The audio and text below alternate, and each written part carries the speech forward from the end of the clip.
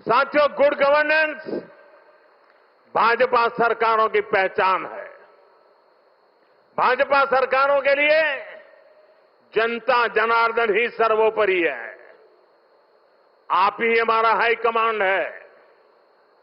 हमारी लगातार कोशिश रहती है कि जनता का जीवन आसान बनाए। यही हमारी नीतियों में दिखता है, हमारे निर्णयों में दिखता है।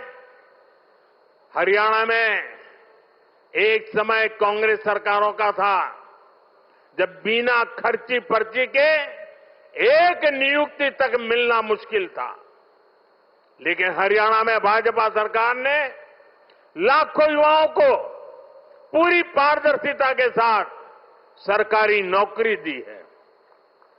नायब श्री सैनी जी के नेतृत्व में ये सिलसिला लगातार चल रहा है। साथियों, यहां दिल्ली में भी जो झुग्गियों में रहते थे, जिनके पास अपने घर नहीं थे, उनको पक्के घर मिल रहे हैं। जहां बिजली, पानी, गैस कनेक्शन तक नहीं था, वहां ये सारी सुविधाएं पहुंचाई जा रही है। और अगर मैं देश की बात करूं तो बीते 11 सालों में रिकॉर्ड सड़कें देश में बनी है। हमारे रेलवे स्टेशनों का कायाकल्प हो रहा है।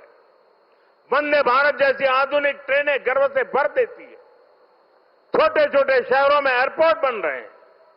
एनसीआर में ही देखिए कितने सारे एयरपोर्ट हो गए। अब हिंडन एयरपोर्ट से भी फ्लाइट कई शहरों को जाने लगी है। नोएडा में एयरपोर्ट भी बहुत जल्द बनकर तैयार होने वाला है।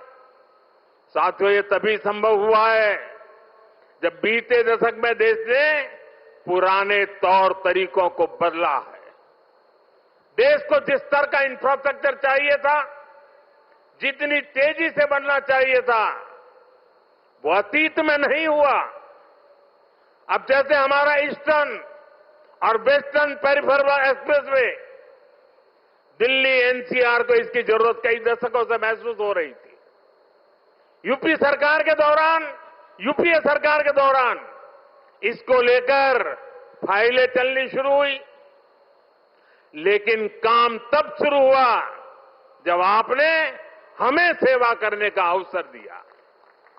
जब केंद्र और हरियाणा में भाजपा सरकारें बनी, आज ये सड़कें बहुत बड़ी शान से सेवाएं दे रही है।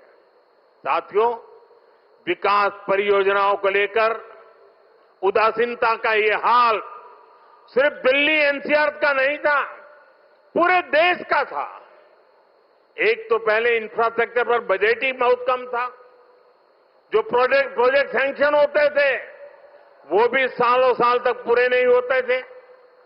बीते 11 सालों में हमने इंफ्रास्ट्रक्चर का बजट 6 गुना से अधिक बढ़ा दिया है।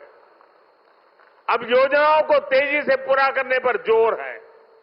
इसलिए आज द्वारका एक्सप्रेसवे जैसे प्रोजेक्ट तैयार हो रहे हैं। और भाइयों बहनों, ये जो इतना सारा पैसा लग रहा है, इससे सिर्फ सुविधाएं नहीं बन रही है, ये परियोजनाएं बहुत बड़ी संख्या में रोजगार भी बना रही है।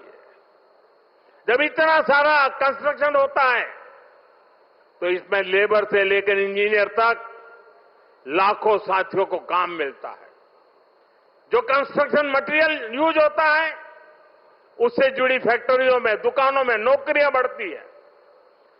ट्रांसपोर्ट और लॉजिस्टिक्स में रोजगार बनते हैं।